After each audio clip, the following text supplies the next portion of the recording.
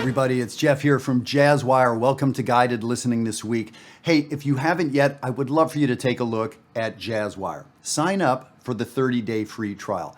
This is adult amateurs, semi-pros from around the world working together and getting so much better than they ever imagined, than you ever imagined. Nothing to lose. Sign up, and I'd love for you to take a look at it. So today, Guided Listening, we're going to be listening to Me. Oh, I really don't want to do this, but I'm going to make myself do this. I do not dig listening to myself. All I hear are the errors and the things I should have done better, and et cetera, et cetera. This is an album of mine from, gosh, I didn't even look. Is it 10 years ago, maybe? With my band, The Jazz Update. So this is Tony Martucci on the drums. A legend, or he should be a legend. Tony was there in New York, sort of back in the day during the loft scene. What a great player. When you talk to some of the true greats, when you talk to Billy Hart about Tony Martucci, Billy Hart talks about what a great drummer Tony Martucci is. I get to play with Tony. Tom Baldwin on the bass, Wade Beach on piano, and myself. So these are some of the best players in the Mid-Atlantic for sure. The album is called Brotherhood. You can find it on YouTube. Just put in, the name of the album or the song. The song is called Me At The Ponderosa. I wrote this for my dad. We used to go we had a piece of land up in Canada that was good for nothing except snowmobiling on and getting snowed in your snowsuit. It was the best weekends I ever had. Meet me at the Ponderosa. So, another reason why I don't want to do this is I have to tell you where the tune came from. I more or less stole it from Chris Potter. He did a great live album, and as I recall, there was a song on there I want to say it was called 7.5, because, I just figured it out, it had 7.5 measures in it. The song was 7 measures, and then the 8th measure was a measure of 2/4. 7 measures and a measure of 2/4, 7.5. Clever. Oh, you know what? I think it's a Bill Stewart song, the drummer Bill Stewart, on the Chris Potter album. Maybe. I love the tune, and I was too lazy to learn it, so I just wrote my own. But I wrote one with 7 measures and a 3/4 at the end. So mine is one better than their song. So yes, this is the tune. You can see the lead sheet on the screen, right? I'd be happy to send it to you. Write me, and I'll send you a lead sheet to this tune if you're interested in it. But the entire song, the form, is 7 measures and then a 3/4 measure. 7 measures and 3/4. It never does anything other than that. And the melody is written, let's call it 8 measures. And so there's an 8-measure melody and then a different 8-measure melody, sort of a second part. And that's it. It's a 16-measure tune over just 8 measures of chords. It's that simple. It has a cool street beat, like a New Orleans street beat thing. And Tony Martucci is so great at this. So let's listen to it. And you're going to hear some crazy stuff from the piano solo. The piano solo goes into half time, but keep counting that 1 2 3 4 2 2 3 4 3 2 3 4 4. Keep counting that. Make sure to get the 3/4 measure every 8 measures, and the piano solo goes half time. Then Wade is a big student of James P. Johnson and Willie the Lion Smith, the great stride player. So he starts doing this crazy displaced halftime stride piano over. Oh my God! Then he switches to the piano. He's playing piano with one hand, Rhodes electric piano through a ring modulator, which is an effect, and he's playing everything unison. It's the craziest thing. So I want you to hear Wade doing this. I want you to hear some saxophone and drums. And by the way, that's one of the reasons I've been thinking about this song and even thought to present it to you. This week, I'm playing a duo recital with a different drummer, Frank Russo. Frank and I are playing a duo recital. And this is one of the songs we're going to be doing just duo. So I've been thinking about the song, and I thought maybe I'd share it with you. Here we go. Meet Me at the Ponderosa.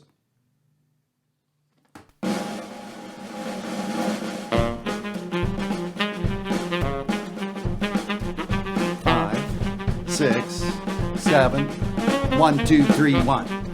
That's that 3/4 measure. 1 2 3 1. So keep track of that. And this is just me improvising. 1 2 3 1. Just improvising. 1 2 3. This is the melody.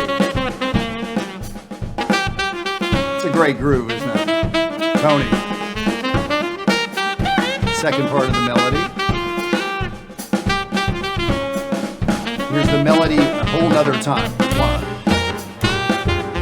Piano and bass in. 1, 2, 3, 1. So keep counting. Keep counting. 1, 2, 3, 1, 2, 3, 4. 1, 2, 3, 4. 1, 2, 3, 4. 1, 2, 3, 4. 1, 2, 3. 1, 2, 3. Oh my God, this was so hard to count through when Wade was improvising this. We were all like crying. Whew. Ridiculous. 1, 2, 3. Would you believe that form is still going underneath? It is. 1, 2, 3, 1. So this is grand piano, obviously. 1, 2, 3, 1.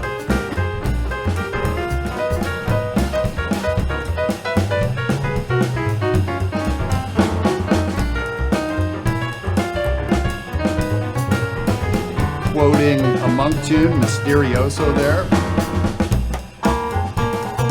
So this, Wade playing 2 keyboards at once. I made him do it. I wanted to hear that sound. And listen to that interactive drumming. I mean, Tony is playing in a way where he's in the forefront at times as much or more than the piano, which is great. And Tom keeping the engine going. Tom is so strong, so grooving underneath. It'd be great to listen to this and see if you can listen to just the bass. And that form is still going on. 1, 2, 3, 1.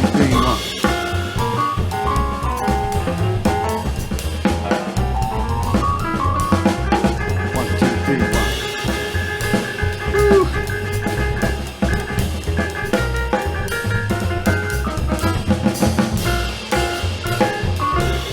I'm just smiling listening to Wade. It's a pleasure playing with this guy. And now, swinging for the first time. 1, 2, 3, 1. So, arrangement-wise, I wanted to play over the street beat, but it needed a release coming out of Wade's solo. So the release was, let's swing. 1, 2, 3, 1.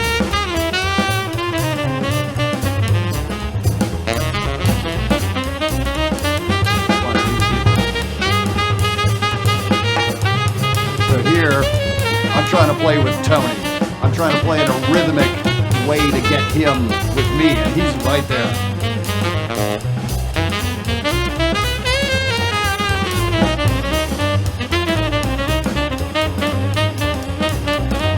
Again, more rhythmic playing there. 1, 2, 3,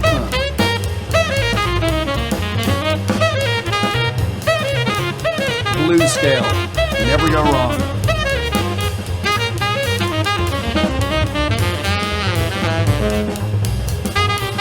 1, 2, 3, 1. Still that form. And where's Wade? Wade dropped out a while ago. This is bass, drums, and saxophone. Melody. Ah, there's Wade back in on the melody, part of the arrangement. So I didn't really end my solo, I morphed into the melody by decision. And now I've left the melody, so I'm sort of soloing and playing the melody together.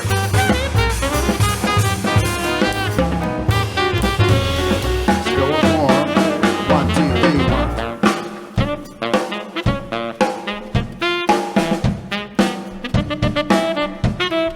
1, 2, 3, 1. Tony and I have some fun together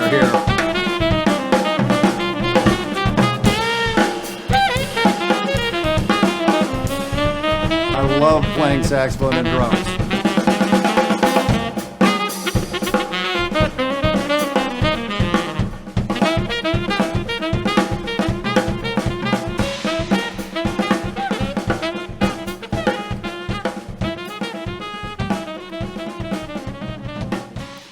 So this is a board fade.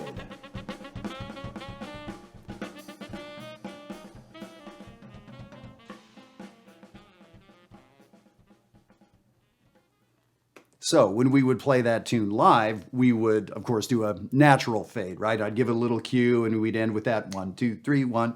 But in the studio, we kind of liked the energy that we had, so we decided to sort of keep building and let it be a board fade, right? So we just kind of kept playing, and the guy in the control room brought the volume down.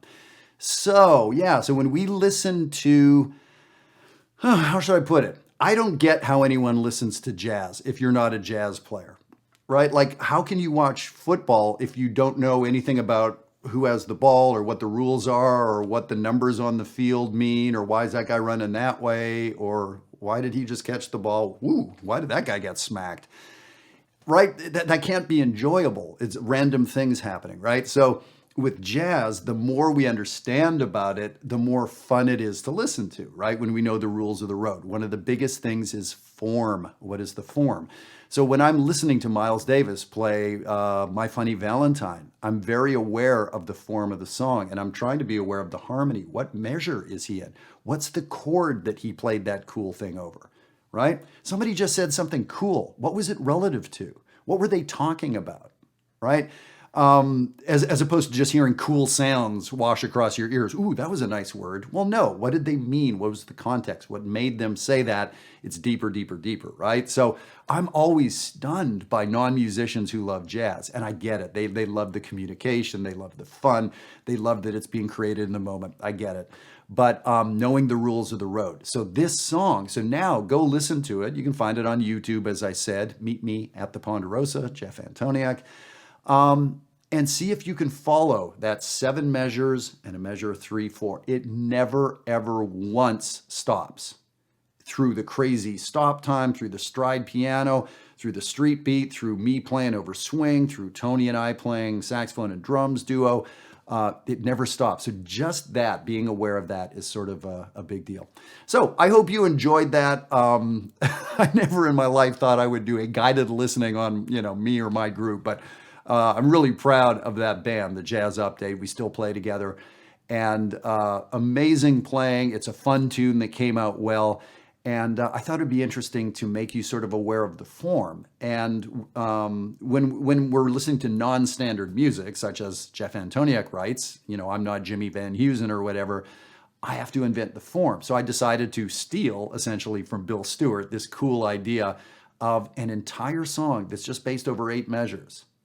Except for, remember, mine's 1 better than his. His was 7.5. I almost called this 7 3/4, but I thought I would definitely get sued for that. So here I am telling you all the secrets, and I'm probably going to get sued for this. But that's what jazz is all about. You guys have a great week. Thank you for tuning in. Hope you enjoyed it. And definitely sign up for the 30-day free trial of Jazzwire. There is literally nothing to lose. You will be signed up in about 10 seconds. And the platform is incredibly powerful. I want you to take a look at it. I will see you there.